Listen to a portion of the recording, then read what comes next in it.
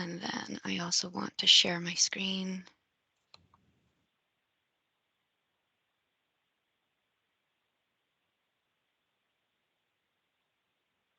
Can folks confirm that they can see my screen? Yes. Yep, we can see it. Great, Yeah. thank you. All right. So good afternoon. Welcome to our scoping plan feedback session. The purpose of this feedback session, as well as the others, is to gather initial feedback from council members regarding the topics that are slated for today.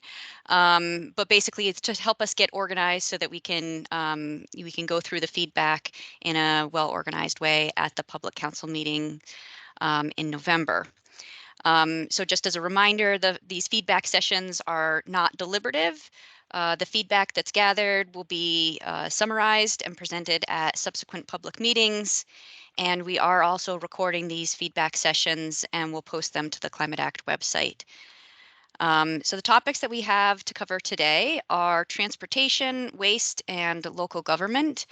And I will just mention that we held another session on these topics earlier today, and all feedback from that session has been noted. So members that are joining us here again this afternoon don't need to reiterate the feedback that they've already provided, but certainly if there's additional feedback that they want to provide, they can as well. And then just as a so we have something to kind of look at and remind ourselves of where we left with some of these chapters. We have a slide deck pulled together that contains the staff recommendation slides from the public council meetings. And so we have staff leads also available here to briefly kind of touch on those staff recommendations before we hand it over to council members to offer any feedback or ask any questions. And then once we get through one topic, once council members have been provided the opportunity to comment as much as they wanted to on that topic, we'll then move to the next topic and follow the same structure. And I noticed that Peter, you have your hand up. You have a question or a comment to start? I do have a question. Thanks, Sarah. It's good to be with everybody this afternoon. Thanks for putting all the materials together. So when can these videos, or when can we expect these videos to be posted on the Climate Act website? I know we mentioned it to the public during our last meeting, but what's the time turnaround? Do you have a sense? I'm hopeful that we'll get them up this week. I'm going to send the two from today to our web team by the end of today, and we should be able to get them up on our website within the next day or two. Okay. So we're aiming to get them all up in advance of the meeting on Monday so that folks have an opportunity to view them if they'd like. Okay, excellent. Thank you. Yep. And so for the council members that I see joining us today at this session, obviously noticed a couple of you already, Peter Iwanowitz, Gavin Donahue, and Bob Howarth. Can I ask any of my other state staff colleagues, do you see anybody else that we should be recognizing here in the list? I don't. Okay, great. And so with that, the first topic that we have to talk about is transportation.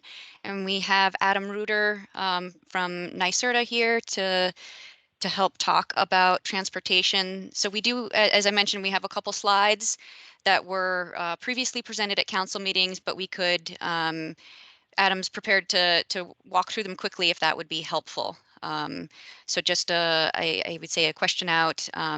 Gavin has had the opportunity of hearing this already, but Peter, Bob, would it be helpful for you to have Adam run through the changes that were discussed at the public meeting in terms of what was intended? Or do you want to just jump in? Okay. That would be great. I looked at the draft a few days ago, but I haven't done so with the idea of asking specific questions. So responding to a summary would be wonderful from my standpoint. Great.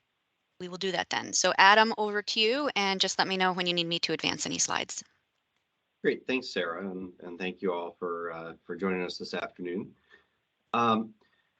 So I have slides from two different presentations. The first one was at the September 13th Climate Action Council meeting when we first presented the changes we were going to be making. Firstly, with regard to the clean fuel standard recommendation in the draft scoping plan. At that point, we were deferring recommendations to wait until we could see what the alternative fuel work group was going to be putting out. They presented out at that same meeting, so we took that back and have some and developed some additional language that we presented at a later meeting.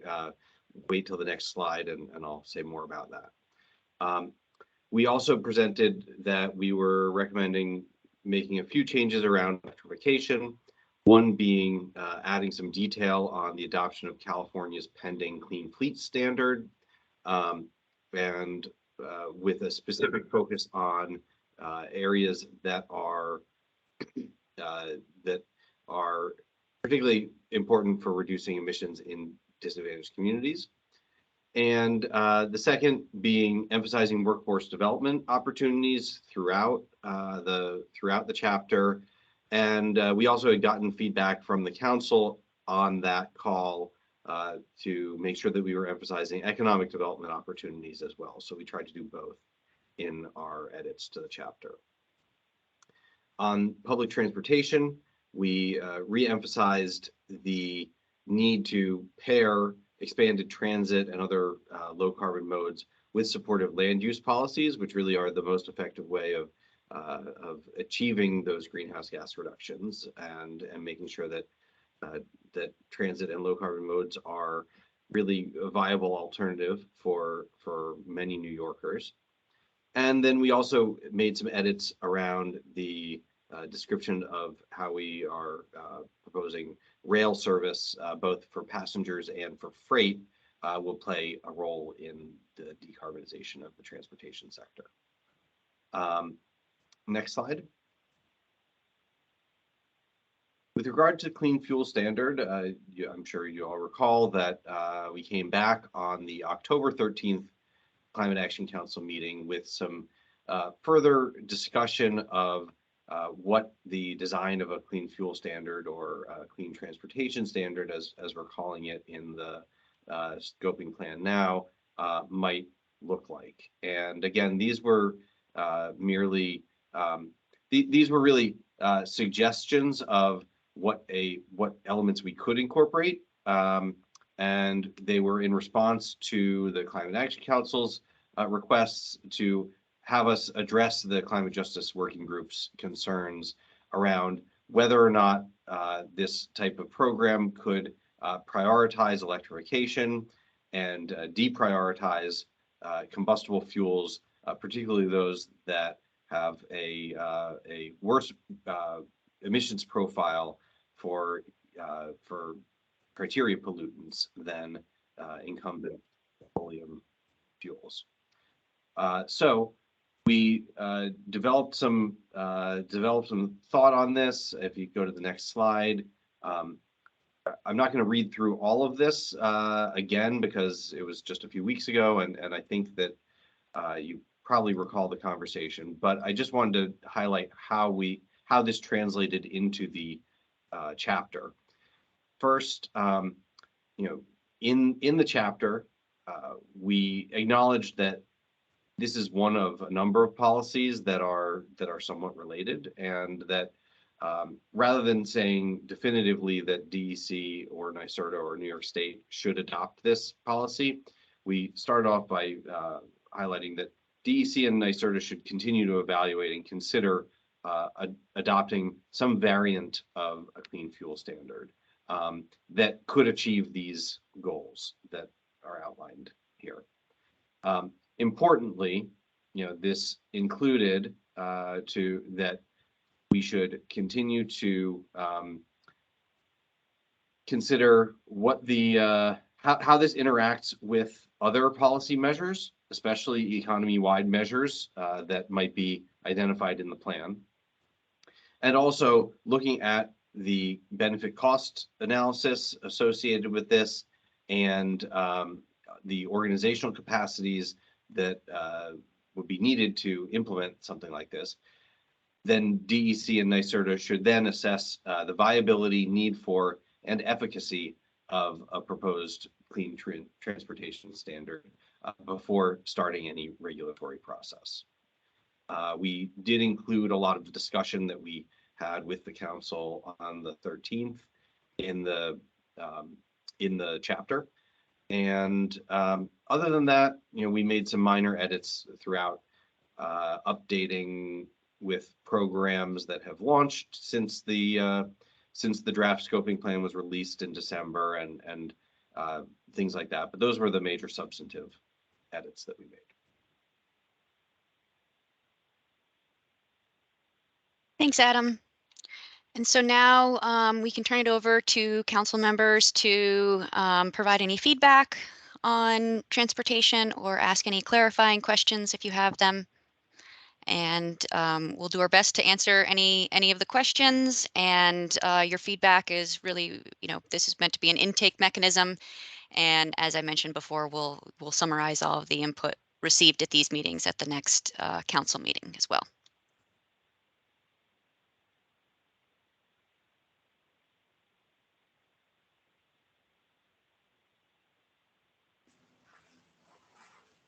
Peter?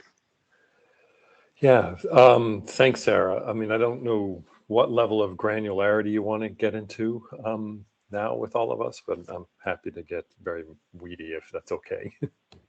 Sure, absolutely. We're trying to understand kind of where are the interest areas to talk about at the public council meeting. So Yeah. anything's on the table here. Okay, so I'll just sort of go along in page order then. Some of them are going to be real in the weeds, and then some of them will be broader interest area items that I think might be just, point out what I think are some inconsistencies with kind of where I think the discussions have been on some of these things and where it's going. Just real quickly, this is going to sound nitpicky, but on page 1 of the transportation chapter, the new chapter, it'd be nice to have updated stats on where we are now. In terms of EV penetration rates, we have November 2021. Hopefully the numbers have gone up appreciably. We can, update that, and that's on the bottom of page 1 of the transportation chapter. On page 3, do we anywhere in the draft climate plan, I'm sorry, I meant to go try to look at it after this weekend's reading, but do we ever define green hydrogen or advanced biofuels? Those terms are used a lot of different places, but since this is my first entrance into this marketplace of redlining with you all, do we have a definition of green hydrogen, or what is advanced biofuels? Is there a non-advanced biofuel? Maureen, I might ask you to cover this one. I believe that we did not in the draft scoping plan define this, but I think part of the alt fuels subgroup work did get into some of this. Yeah, Peter, I'll have to check. It is a pretty long document if we make any definitional references to those fuels, but we'll note that as something we should check. Yeah, I know we've had discussions of work groups, but I just don't know if, okay, as the red lines are coming together, if somebody's kind of in some chapter defining what these fuels are, so that people can have a better sense of what we're talking about and their benefits here. My other comment on page 3 is kind of in the middle of it, and this is more of a broader overarching comment, Sarah and Maureen and Adam, is that I don't think the phraseology of lowering co-pollutants is what's required under the CLCPA, specifically section 7.3. I mean, that language is much more explicit about what we should be doing. Shall not disproportionately burden disadvantaged communities, and agencies' actions they should also prioritize reductions in co-pollutants. So I think that the phrase that I'm pointing out here is the concept of just merely lowering co-pollutants. I don't think it's as strong as it should be in the draft. Okay. Yep, just moving along, trying to go along. I don't know if folks had reactions to that, or I'm happy to just keep moving along. Hey, Peter, I'll just say that there's, elsewhere in the CLCPA, it refers to the goal of reducing co-pollutants. I think what you refer to as 7.3 is the specific impacts in disadvantaged communities, but it's broader than that, right? Yeah, it definitely is. And it also goes through the statutory obligations of agency decision making. And I use the term very broadly, agencies, but there are big requirements under Section 7 of what agencies should or should not be doing. And I think it's a bigger sort of threshold, and I would not want a plan to go out there without recognizing that adherence to these key tests, if you will, need to be a part of all this decision making. Peter, would it be possible for you to share your screen when you're going through and talking? For whatever reason, I am not able to both do my email and do this because of Cornell security systems, and therefore I'm not seeing the document. Oh, I'm actually not looking. I'm not sharing a screen, Bob. I'm literally just flipping through what I have on my side. Well, could someone perhaps share so we can see what you're talking about? I literally the actual can't see that. pages of the chapter that I'm referring Is to? that possible? I don't know. I apologize, but Yeah, Cornell does not like us to use Teams, and I need to shut off everything else on my computer in order to do it. What page are you looking at, Peter? I'm sorry, who was asking that question? Sorry, that's Raya. I joined late. Hi, Ryan. Nice that you would join. I didn't know other council members had joined. What page am I looking at? Page 3 of the transportation chapter on the markups that we got. Sorry, each markup is individually paged, so it's going to get cumbersome. There was just a section in there, the second paragraph, where I felt like we should get more explicit on what the statutory obligations are if we go down these pathways, and what's required of all entities of state government.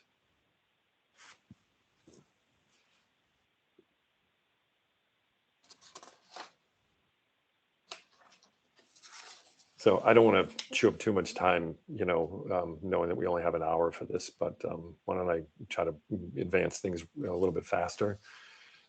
Page 9, there's a reference to the chapter of laws 423 of 2021. I think you should update that to reflect the new chapter this year, because it does tweak the language a little bit, at least an important way of letting DEC off the hook for the marketing plan. But page 9, bottom, there's a footnote that needs to be updated.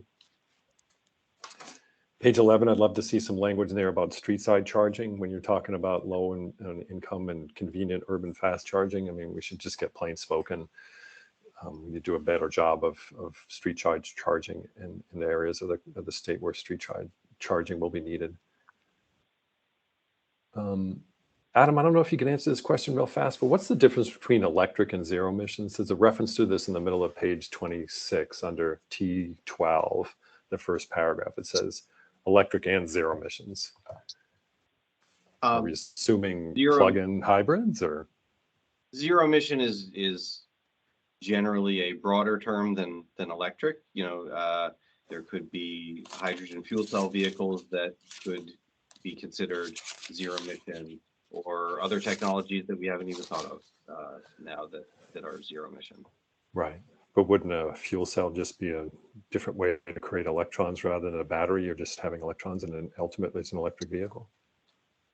Anyways. Yes, and depending on who you talk to, they may consider that they may think of generally people think of battery electric vehicles when someone says electric vehicles. So sometimes we say zero emission vehicles to be more inclusive of. Great.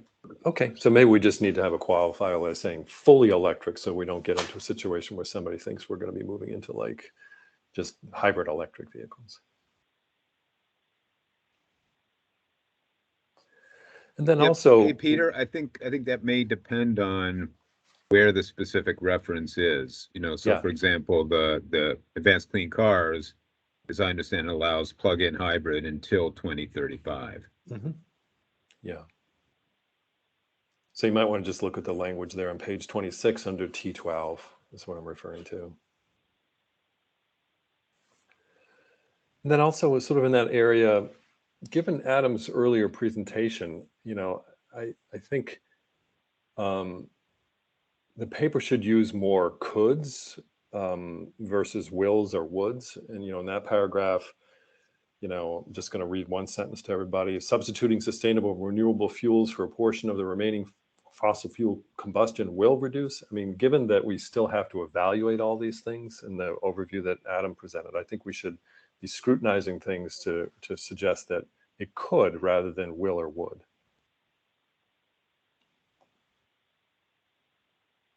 I don't want to presuppose the outcome of things. I think that, you know, depending on the, I think that generally, you know, that's the approach that that we've taken throughout, not just in the transportation sector section, to say that we will or will do something or should do something rather than could.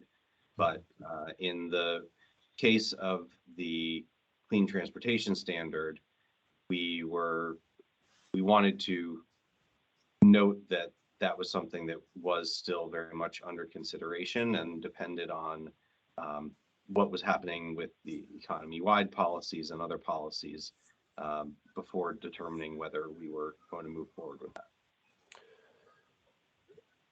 Yeah, I specifically on page 27, the transportation, I'm just seeing shoulds and woulds all over the place, not coulds.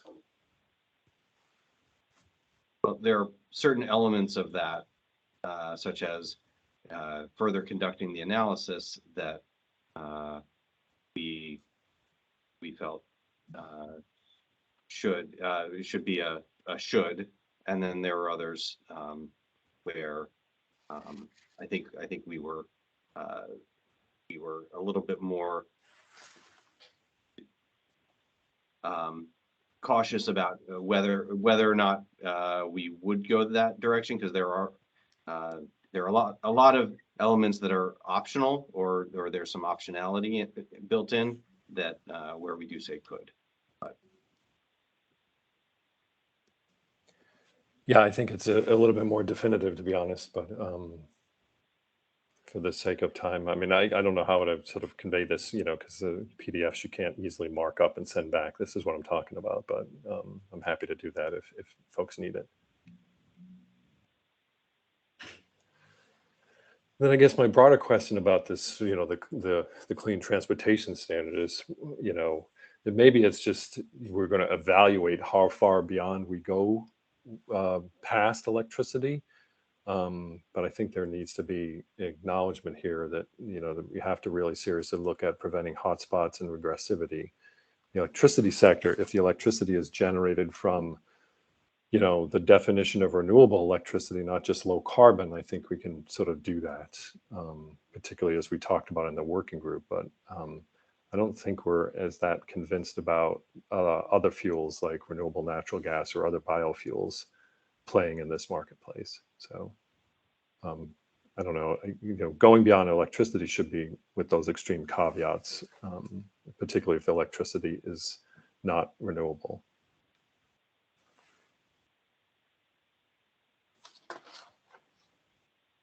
So anyways, those are some of my broader thoughts, and weedy thoughts as well as broader thoughts on transportation. Thanks, Peter. Raya, I see you have your hand up as well. Yes, sorry, I'm getting back to the, oh, can you hear me? Sorry. Yes, I can hear you. All right. Apologies, because I know I came a bit late, and I know that this is about the red lines, and it's also about, I think, wanting to, from my understanding, register discussion points, things that we should, you know, that we want to offer for discussion at future meetings as these things are discussed. Is that correct? Yep. All right. That's correct. And again, apologies, because I know I was late. We went through, I know we've been looking at transportation up to clean fuel. So is it appropriate to speak to that piece right now? Anything within transportation is what we're working on now. So we're taking it in order of council member feedback. So Okay. I think Peter kind of provided more of his broad feedback throughout the chapter, but yeah, I would say you're welcome to kind of go into any pieces of transportation that you're interested in. All right. Well, thank you very much. One, I wanted to piggyback on Peter's comment about lowering co-pollutants versus prioritizing emissions and co-pollutant reductions in disadvantaged communities as the mandate, for the state under the climate law. I just mention it. Anyone who's been in a meeting with me knows that, I mention this all the time. I know that in the gas transition subgroup, that particular rule is, is clearly listed as one of the overarching requirements, along with other parts of the CLCPA that must be complied with. And I know I made that same comment to the alt fuels group, but it's like a bit of whack-a-mole. It would be good if there could be cohesion throughout the plan on this piece, because as I said several times, and in the alt fuels group, this particular point here on the issue of like clean fuel standard design is where this comes, where I think this comes up just increasingly and very often in this argument that is counter to really the very established environmental justice position on why biofuel, why some of these fuels may be harmful. So the idea that there may be a reduction in co-pollutants really is just not sufficient. It won't comply if it can't, the policy will need to prioritize emissions and co-pollutant reductions in disadvantaged communities. And something that I wanted to request is that I know that this was brought up, before the council, and there was some discussion, it was sort of presented, some of these ideas. But I don't think that the council has deliberated on this issue in particular with regard to environmental justice concerns. I know there was some inclusion of that discussion, when these were presented, but at that time, there was really no, we were all just kind of taking it in. There was no real-time ability to kind of really process it and get back. And I'm also very concerned and interested in what the Climate Justice Working Group and others think about these ideas. So I'd like to, I'd like to raise and request that this is one of, very specifically in the context of environmental and climate justice, is something that we talk about as we're talking about these edits. Okay, got it. Thank you. That was a comment. Yeah.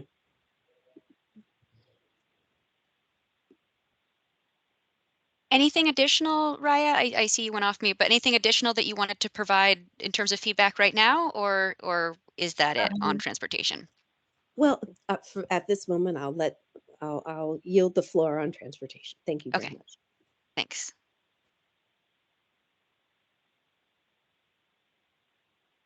Bob or Gavin, any feedback for you on from you on transportation? All set. Gavin. Okay, thanks. Yeah, no, I only had time to take a quick look at this at the end of last week, and so I may have further issues, but nothing rises to the surface at the moment. Okay. So with that, I think we're ready to move on to the next topic then, which is waste. Do we have Dave Vitale from DEC on? We do. Yep. Dave, can I pass this slide over to you to just run through quickly? Sure. Thanks. Yep. Okay. So for the waste chapter, the comments, recommendations kind of broke into 4 basic areas. One was increased funding, legislation, programs for waste reduction, reuse, and recycling. And so it included a number of things, but the larger ones are legislation to support waste disposal disincentive surcharge to help fund waste reduction, reuse, and recycling programs, and also supporting efforts to reduce single-use plastics, expanding reusables, refillables options, those kinds of things, in addition to some of the more traditional recycling efforts. The second one is legislation for comprehensive EPR, so extended producer responsibility. Biggest one is the support of paper and packaging EPR, and then ultimately leading to framework legislation for multiple projects to expedite that process, make it easier to add products in under those same basic principles of EPR. The third category is an amendment to the food donation and food scraps recycling law, focusing on amending the law to phase in the smaller food waste generators, removing some of the exemptions, and eliminating the 25-mile requirement for recycling. There's also a number of associated efforts to help enhance organics recovery that you'll see in there as well. And the last one is regulations to support enhanced greenhouse gas leak monitoring and reduction at solid waste facilities. And so those regulations would require monitoring for greenhouse gas emissions and the reduction of leaks.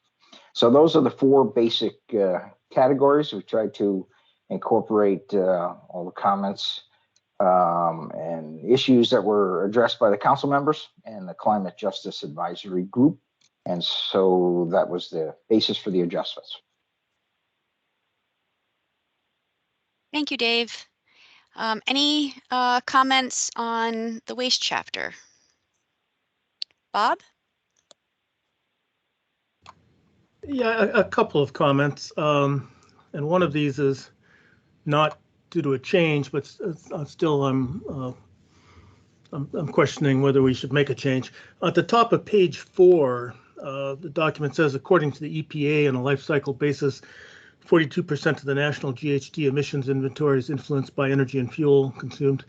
It's fine that the EPA said that, but that's not consistent with CLCPA accounting, and it would be, it's not consistent with anything else in the report as a result. So I suggest we either do that calculation using CLCPA rules for greenhouse gas accounting, or we take it out.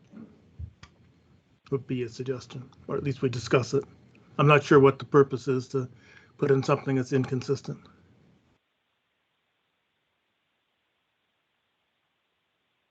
And the other major thing, which I think we need to talk about some anyway, is at the bottom of page 5 into the top of page 6, where we say no new solid waste combustion facilities are envisioned. That's good. But the existing combustors held to high environmental performance standards are used to handle waste that cannot otherwise be reused, reduced, or recycled. Presumably, well, is combustion the best way for those materials that cannot be reused, reduced, or recycled? And is combustion consistent with the intent of the CLCPA with the law? It can't be used to generate electricity from it. So a facility which does both, I don't think would be allowed. Am I correct on that? Those would be my 2 points. So I'm not sure about the your interpretation of the on the existing combustors. So I think I'd need to leave that to the DEC team, but not sure whether that's something that we can answer now, or if if that's something that we need to think more about too. But understand that you would like to talk about it. And think that the full council might want to talk about it, is what I'm raising. Yep. What about my first point on quoting the EPA as opposed to using CLCPA accounting methods?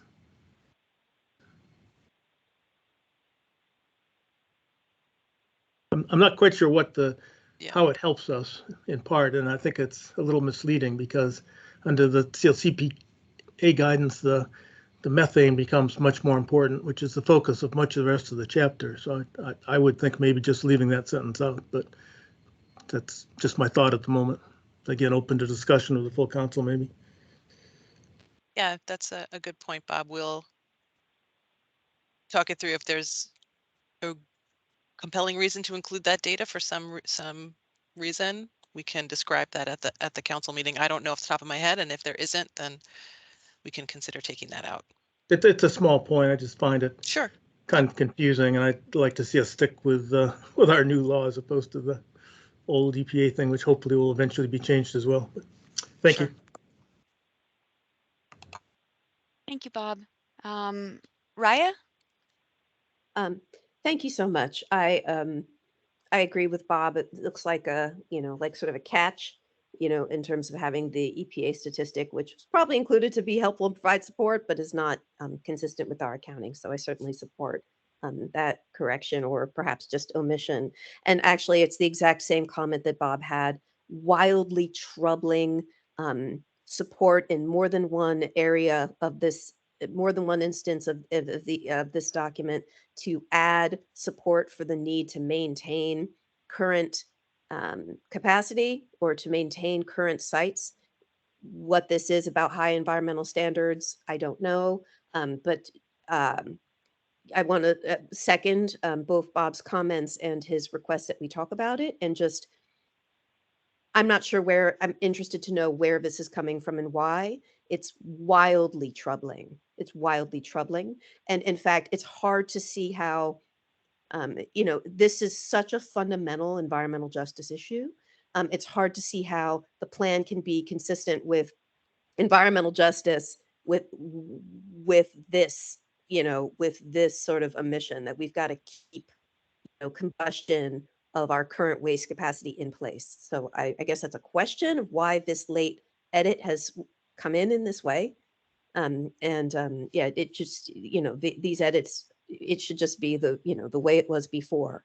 And we should be doing more to divert waste. We should be doing more to close these facilities down and figure out how to reduce the harmful impacts. I mean, it's 101, EJ, literal 101 from the days of Martin Luther King. Thanks, Raya. We'll take that back. I just wanted to say that wasn't a last minute inclusion. I believe this was always part of the waste sector looking at the long-term handling of waste, that this, and the intention of adding it was to be more clear, because that was always a part of the strategies from the waste advisory panel up and through, and to be more, you know, to not be, to be more clear that that's part of how the panel modeled the reductions necessary from the waste sector. But yes, recognizing your concern. It, you know, there should be, especially in the visioning, you know, the vision shouldn't be that, you know, in the, you know, 20 plus years to 2050, you know, we don't make any, you know, we just hold on to what we got. You know, I get there's been a history. I wasn't on that panel. So thanks for bringing up that history, but I'd like to think we can do better with our vision. And that high standards, I mean, there should be, we have to figure out how we can reduce, you know, I don't know what high standards means.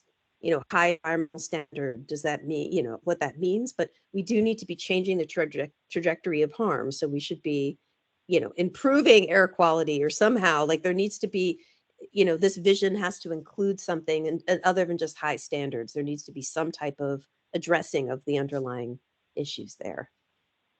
Maybe that's the way it could be approached. Not sure exactly what they are, and perhaps folks discussed them in that panel. Again, I was not on it, but thanks for raising the history. No, thank you.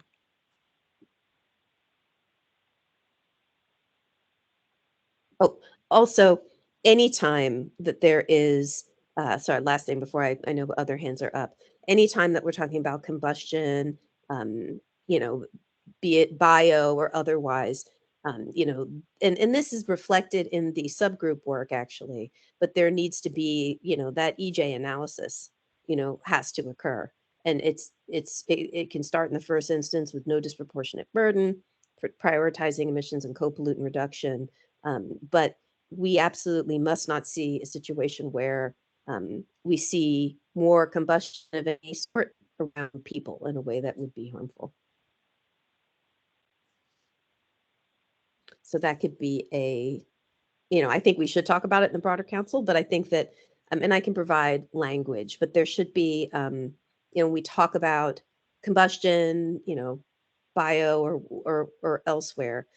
We should also, you know, invoke our commitment to climate justice and know, you know, that we commit, you know, we understand that this is not something, and again, this is why the prioritization of emission and co-pollutant reductions and no disproportionate burden is so important, because it's not, because that's why it's in the law. It's not climate justice if we're reducing overall emissions, but they are going up you know, in disproportionately in certain areas. So that it should be, you know, just that principle should be evoked, or else we are again running counter to our professed climate environmental justice goals. Great, noted. Before we move on to Peter, can I just ask, it looks like there's someone with a phone number 518-391-4565. Can I just ask that individual to identify themselves?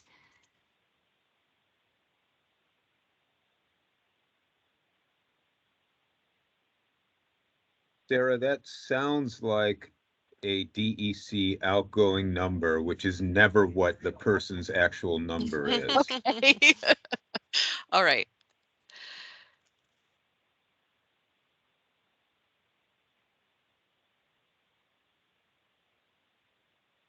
All right. I guess if anybody has dialed in by phone and not joined via the Teams app, can you maybe identify yourself? It might be them that are showing up this way.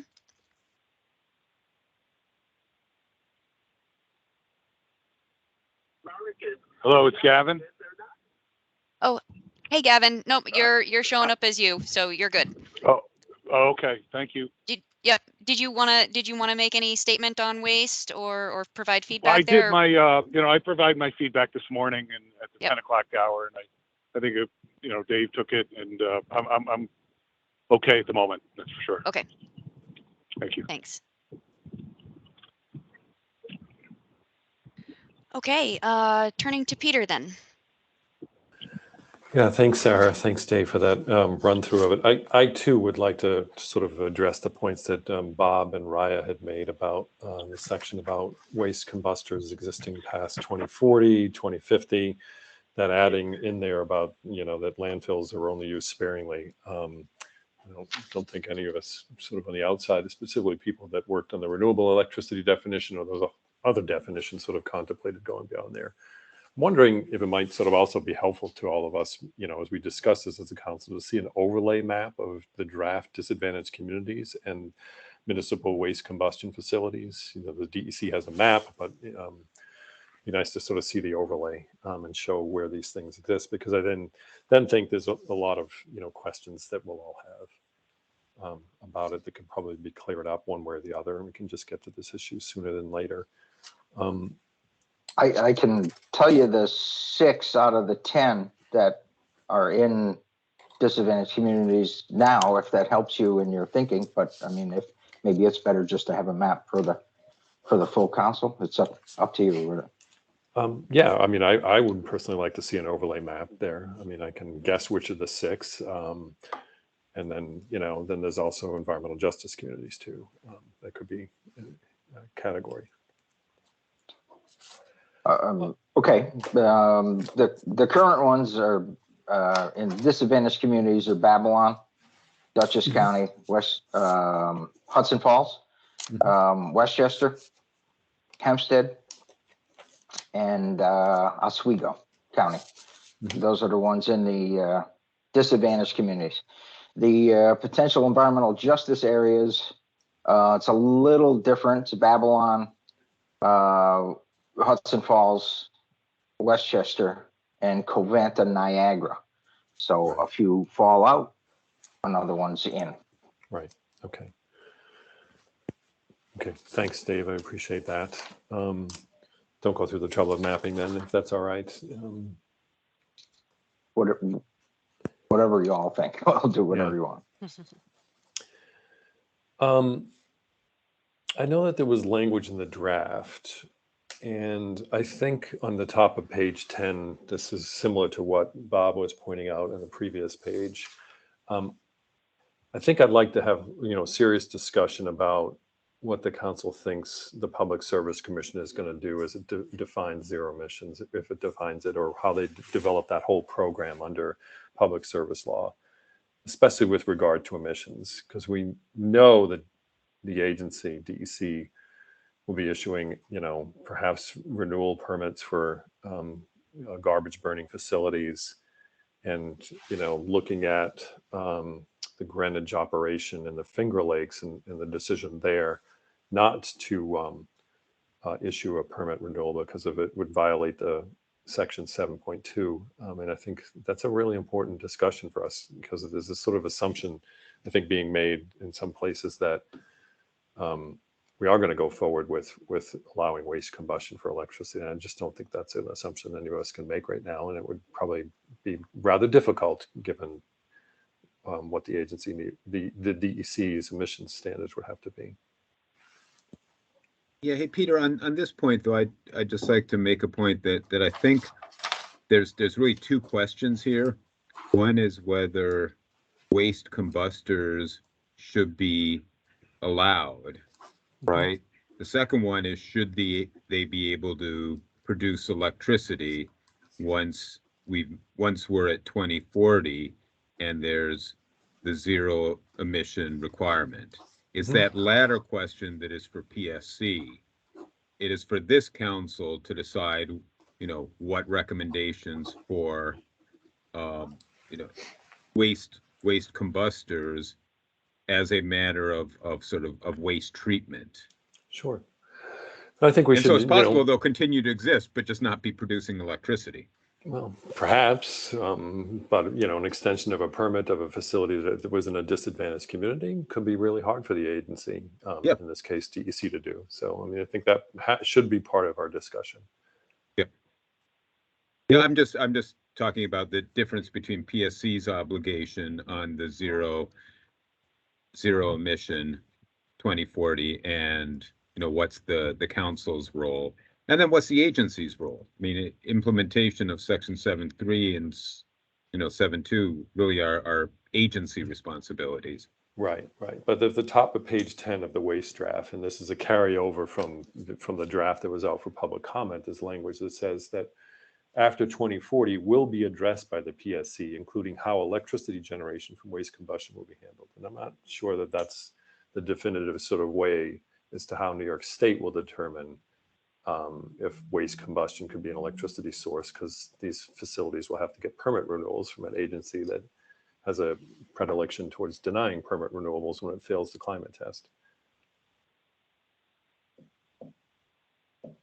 So just my last comment for this chapter is I think the language in the top of page 7 about beneficial use, I really think that needs to be looked at because I don't think at all is consistent with the working group definitions, or the alternative fuels working group, particularly on our presentation made in September on slide 14 of our presentation, where we stress strategies should prioritize on-site use of biogas, and that strategies should include a preference for non-combustion. I think it contemplates something different there at the top of page 17, and we should look hard at that language, having discussion about it, because I don't think it aligns.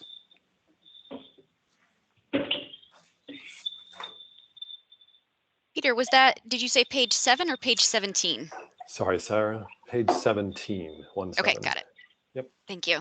Yeah, there's a whole markup there of the components of the strategy, starting with beneficial use, optimization, et cetera. I think that it moves into a space that is inconsistent with where the working group recommendations were. Got it.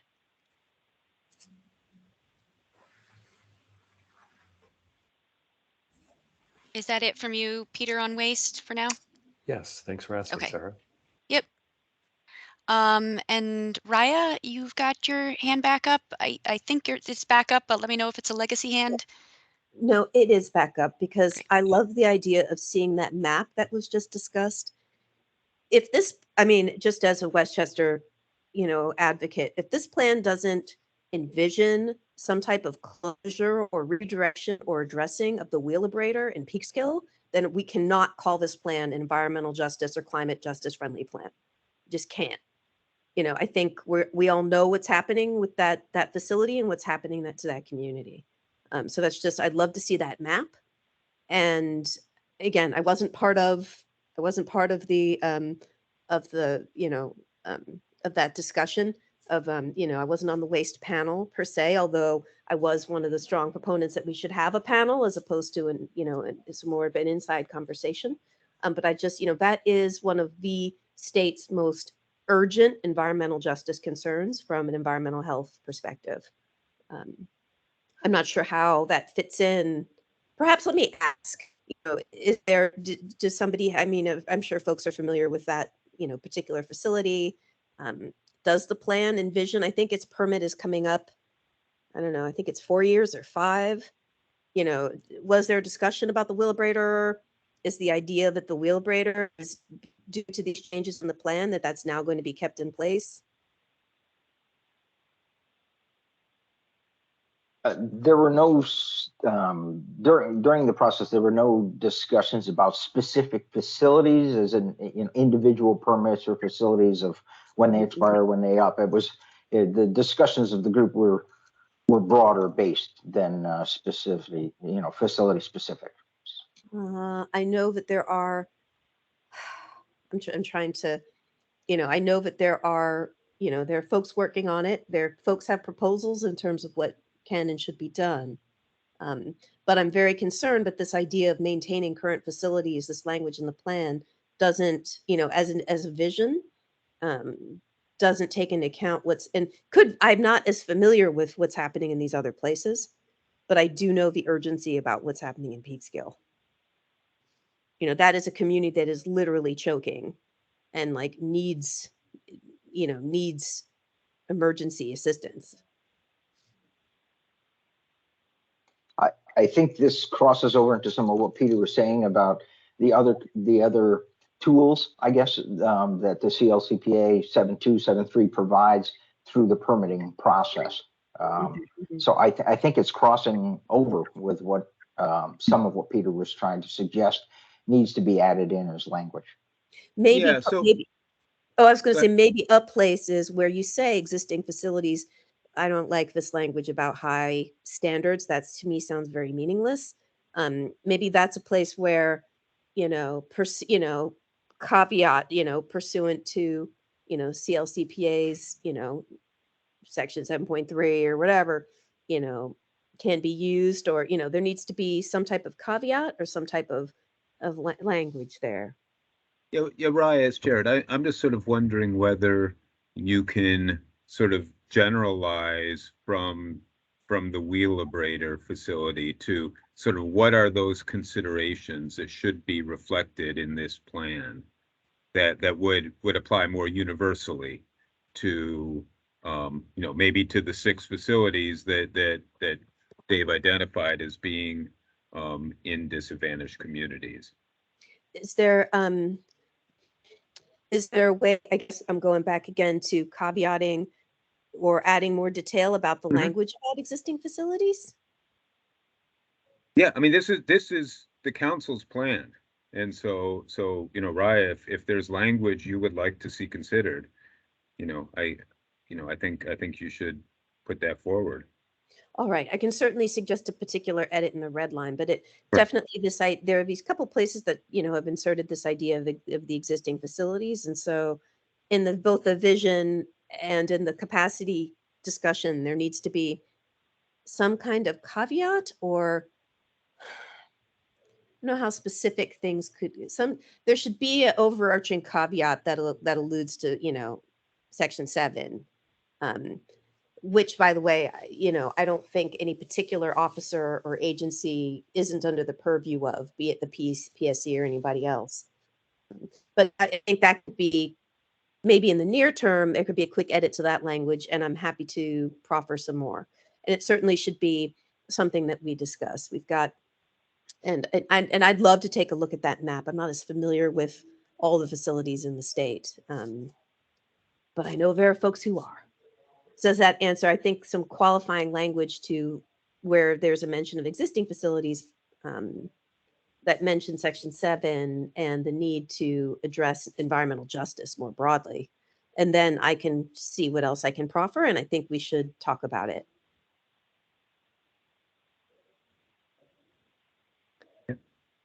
Thank you, Raya.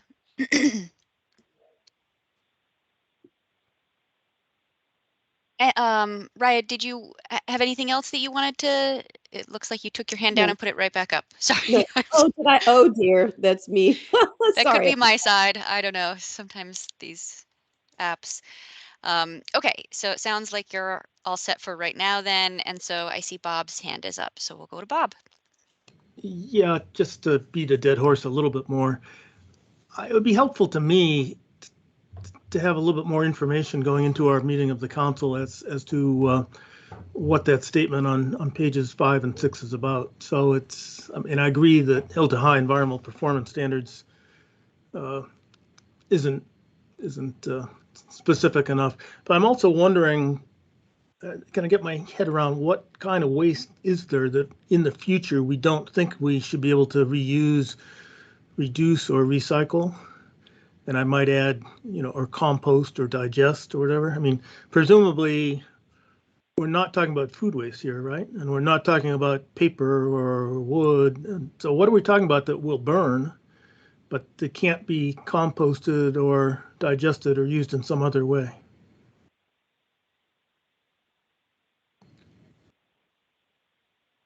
Well, I guess there's going to certainly be, the focus would not be organics.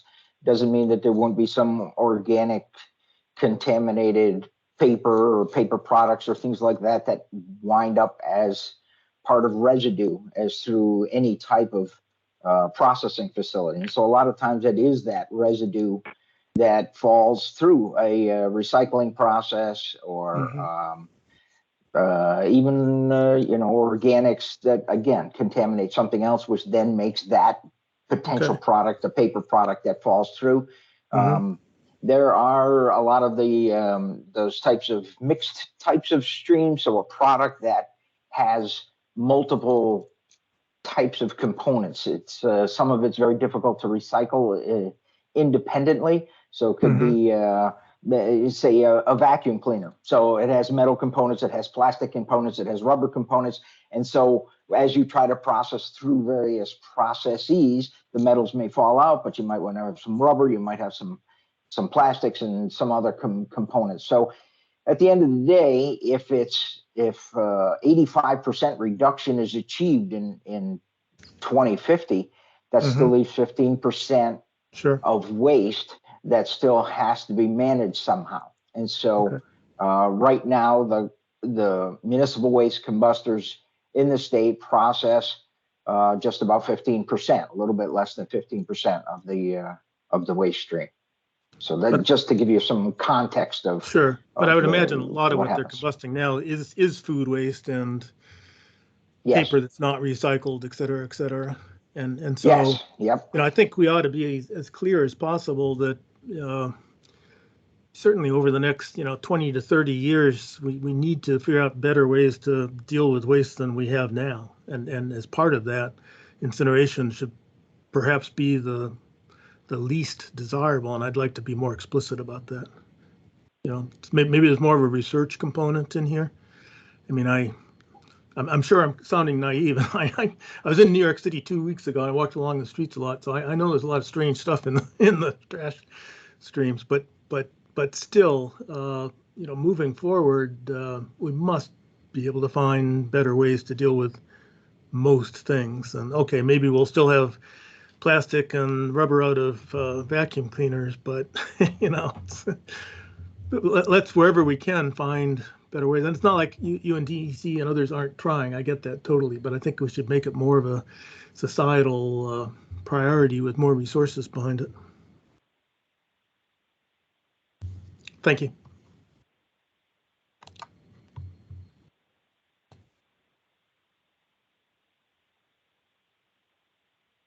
All right. Any final thoughts for now on waste? Or are we good to move on to local government?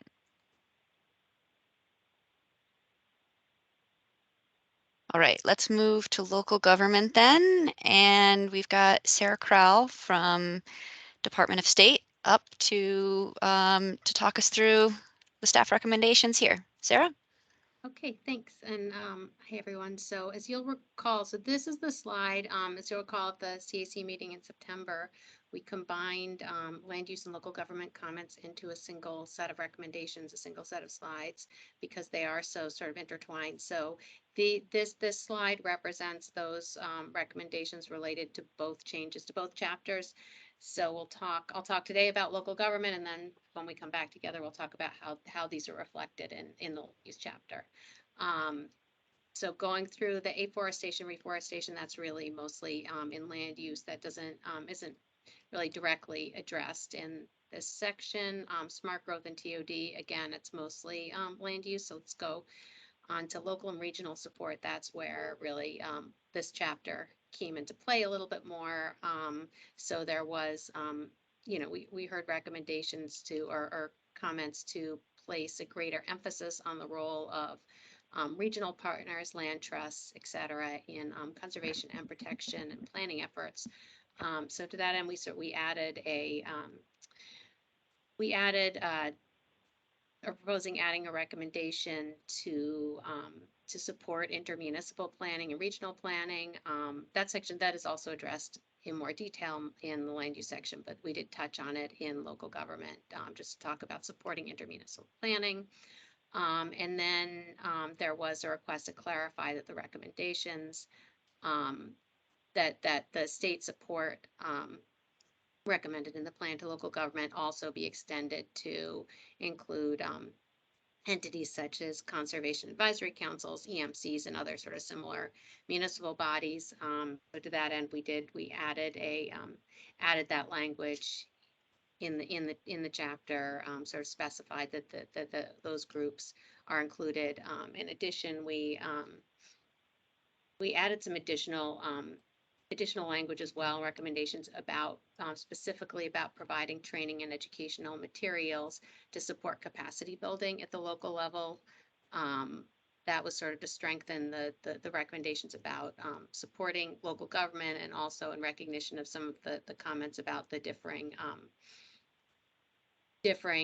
levels of need and the differing abilities of local government and other partners to implement some of these recommendations, or implement measures to help meet our goals. And then specifically on renewable energy siting, there were some comments about the need to ensure that tools and resources that provided to localities minimize the impact that these recommendations recognize the need to minimize the impact of energy siting on forested lands, agricultural lands, and also that the recommendations should address the desirability of at least considering co-locational opportunities for ag and renewable energy. So both of those, we did add both language about both of those in the section on renewable energy siting, in order to reflect those comments. In addition, we made some less consequential revisions just to make the chapter read better. We cleaned up some language. There were just some things where the language was a little bit awkward, so we fixed those. Just to note, when you see red, some of that is just fixing grammar and language. We also clarified responsibility where it wasn't specified in the first draft, and added some cross references to other chapters. I think I've spoken before about how, these chapters, local government chapter and also land use chapter to a lesser extent, but are very, there's a lot of overlap between these chapters and the recommendations in other chapters. So we added some cross referencing just to make that easier to understand. And that's, I think that's about it. It's not a very long chapter, but some questions or comments or anything else? Bob? Thank you, Sarah, and thank you, Sarah. Just a thought on page 3 under components of the strategy. The draft talks about, a lot of this was in the earlier draft, but let me address it in general. It talks about forming a community greenhouse working group and all. I think it's a good idea. And then it talks about reviewing the existing guidance from international groups, etc. It doesn't highlight, though, in a way that I think we should, the fact that the greenhouse gas accounting of the CLCPA is fundamentally different than done anywhere else in the world. And so one of the real challenges is to help local governments, help local institutions, help corporations understand those differences and develop and use tools to help them do that. I think I'm being a little, I don't know, maybe I'm not clear enough, but I think the need to highlight what's novel in the CLCPA is just sort of missing from this section. And so it's not just about, incentivizing software developers. It's about engaging the DEC staff and those of us from academic institutions now who helped develop this approach to develop tools so that my town or my power company can figure out how to do it. Is that enough guidance to try and add a little more or not? So I think it certainly is enough guidance for us to raise it as a topic. So it sounds like you're, and I don't mean that to sound I'll bring it up at the dismissive meeting. at all. I'll try to be a little bit more articulate. I'm tired today. But it sounds like you're saying, look, if you're kind of pointing out, like we're kind of missing the big difference here in terms of our accounting versus what's done elsewhere, and maybe what municipalities or local communities need is kind of the assistance in understanding what those differences are, and then and how to addressing them. Right. Yeah. Right. Which So, is a true got it. challenge. Yeah. Yep. There's nothing wrong with what's written here, but I just think it's missing the most important aspect of what the CLCPA aspect is about. Thank you. Yep. Thanks, Bob. Any other comments or questions? Peter? Hi, Sarah, and also the other Sarah. It's good to be with you both again.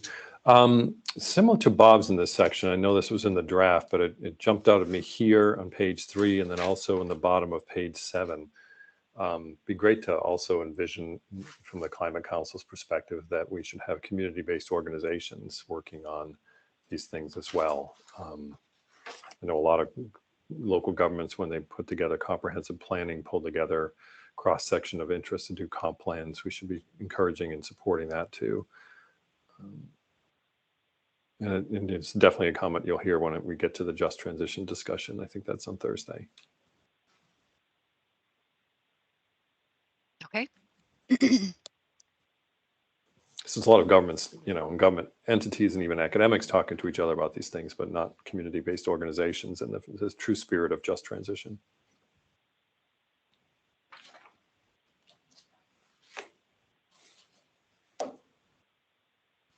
Anything more on waste, Peter, or was that it? Or sorry, local government. Sorry, local government. Dave's like, oh no, we're done with waste. We crossed it off the list.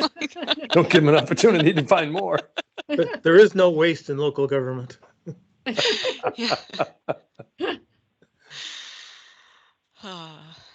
Apologies, local government. Any additional comments from you, Peter, right now? No. Okay. Thank you for Thanks. checking though. Raya? Hi, I wanted to I wanted to agree with Peter in terms of doing everything we can to encourage local government to work with community-based organizations and to do outreach, generalized outreach and education, to their constituents, when they're doing these plans. That's something that I encounter locally all the time. And there are just more and more examples of really good ways to do this planning with community, with equity, at the heart of the plan. New York City's done some tremendous work. The federal government has put out some tremendous work. And so probably actually the state has. I bet there are a few great reports that you've done, and this would be a great time to show that off. So I wanted to add that. And also, along that line, I know two more things that have to do with the sort of disadvantaged communities criteria and issues that run with the Climate Justice Working Group that run parallel. I know at the last meeting, there was some discussion of Indigenous consultation, Indigenous consultation. I think consultation is actually the right word to use. And I know that was mentioned for the Climate Justice chapter. And just sort of wondering if here is a, if we're going to talk about community-based groups, if this section of land use is a good candidate for having some specificity. Sorry, I'm a bit thinking on the fly here with this issue, but I guess where else, can we have it might be worth talking about more broadly at the Climate Action Council, but where can we have more specificity about the Indigenous consultation piece, in the plan? I know we've got this, can it be, in places like this where, we talk about who gets engaged, or this is a question.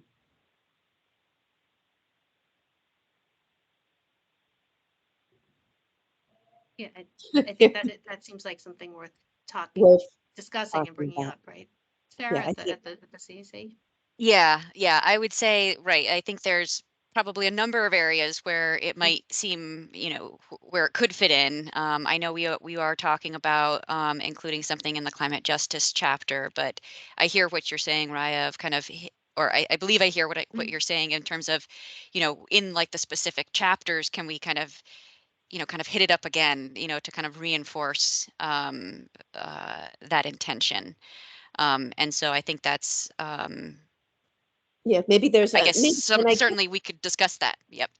Yeah, and I get, like, I don't want to, like, I understand that, the the DEC folks, are working on this, and that there's an analysis happening, for that piece, and I don't want to, dislodge that. However, there may be there's some places in the plan where we can strengthen it, or, add some more specificity, and I think that would be great. And yes, it'd be great if we could discuss that. And then similarly, an area that I know that I literally deal with all the time that local governments are going to need, and forgive me if it's erstwhile planted in this chapter, but is on this very question of how do they grapple with the disadvantaged communities maps, criteria, and the quote unquote 40%. And so I think it would be great if I'm trying to think of, language in terms of what we're saying, but that, I don't know if we can actually say, communities will need to focus on it. Communities will need help in understanding it and, what that means for them. But it's certainly just that parallel area that I know, especially for our towns and municipalities, that folks, like, say, for example, New Rochelle, the entire south half of New Rochelle has been designated a quote unquote disadvantaged community. And, I've talked to my local officials about it, but I think they just aren't sure, where to proceed. I think they really don't know what to do. And is it on the, like, they don't know how to, I guess, like, where to turn, kind of, what does it mean? Kind of like, is it kind of, I think in the first instance, they're like, what? Like, DEC, what does this mean? yeah, Or, state of New York, what does this mean? And then the second part, my answer to them as well, it means, there's not, that there should be, this is how I've put it, a guide to what could be some opportunities to address these issues with state, federal, other funds pursuant to the climate laws, climate justice mandate. And they're like, oh, okay. But that's where I kind of end. I'm like, call the state, talk to someone, figure it out. And so, yes, I think just in the first instance, state, local government, especially, and I'm thinking, New Rochelle, Yonkers, Mount Vernon, there are advocates who are talking about it, but could really just use some guidance, because this is a really big deal to a city like New Rochelle. And I don't think, and as I'm sure, actually, not to belabor these points, but, won't surprise anyone, like, I'm on our local ecology and natural resources committee, and we're updating our, Green New Rochelle plan, based on these plans being on the shelf now for 10 years. And I'm trying to help them understand that they really need to embrace the scope of what they're looking at, to include, this really significant, quote unquote, disadvantaged communities designation based on climate, and climate vulnerability and environmental burden. And they're like, it's like, mind blowing. They don't know where to start. In fact, they're Got it. nervous about starting because they don't, again, going back to, they don't have, it's called their attention to what New York City or what the state has done in terms of, here's how to do planning with the community, with an equity focus, thinking about this designation. And they, to hear it from an advocate is great, but to hear it from the state, I think would be better. Understood. Thank you.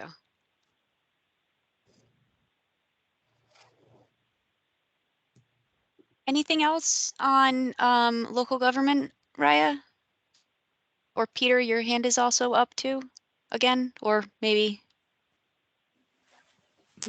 It's a legacy, so I have one Okay. just sort of broad question back for you all after we wrap up here, if there's any other stuff. I know we're over time, right? Or did we book an hour and a half? I forget. No, we booked an hour and a half, I believe. Oh, okay. Yeah. Oh, I shouldn't have rushed. But are there any other pieces of feedback from council members on, I guess, any of these topics that we've touched on today?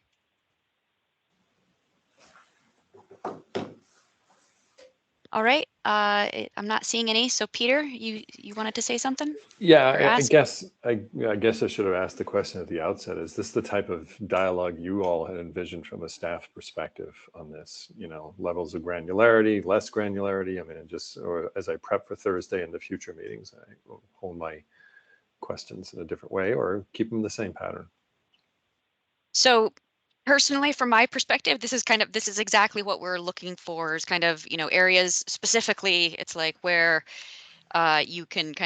where we can improve consistency or kind of tighten up the plan overall. We want to make sure that, we're kind of implementing these adjustments consistently across the board. So for instance, kind of the results of the subgroup work, while we incorporate it into one chapter, we want to make sure that it's kind of, throughout all of the scoping plans, so that we're not misleading or kind of leaving anything out. We're trying to be as complete as possible. And I would say that the specific, when you can point to the specific pages and say this sentence isn't clear, or I don't think this hits the spot right, I think that is exactly what we're looking for. And even the more general topics about, that you want to raise, that you feel the council should discuss, those are important too. And we can, advance all of these items as, kind of topics that were brought up, and we can endeavor to work through as many as we can at the council meeting on Monday. So I don't know if any Maureen or Jared or anyone wants to add anything else there. No, I agree. I think this is very, very helpful in making sure that we can make the best use out of the 3 hours that we have on the 7th to move to resolution as much as we can to any of the issues that the members are seeing this time around. And very much appreciate your time and attention to this. I know it's happening very fast and it's a lot of information in a short amount of time. So we always appreciate your thoughtful consideration of the work. Absolutely. Well, it's a lot of staff time and energy that's gone into the last 3 years, but that's what we all signed up for 3 years ago. So here we are. Indeed. All right. If there are no other questions or comments, we can wrap a couple minutes early. Sounds good. Yeah. All right. Thanks, everybody. Thank you Good to all. be with you again. Take care. Thanks. Bye. Bye-bye. Bye.